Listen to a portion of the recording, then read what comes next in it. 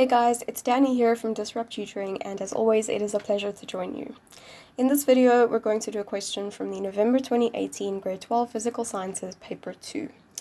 This question deals with the process involved in the conversion of sulfur to sulphuric acid. The question labels each of the stages of the process as A, B, C, and D, and then asks us at which stage a catalyst is used. So to answer this question, you need to recall the different steps of the process used to make sulphuric acid. In the first stage, sulfur is burned in oxygen to produce sulfur dioxide. And then in the second stage, the sulfur dioxide is oxidized in contact with the catalyst to form sulfur trioxide. The sulfur trioxide is dissolved to form oleum, and then the oleum is diluted to form sulphuric acid.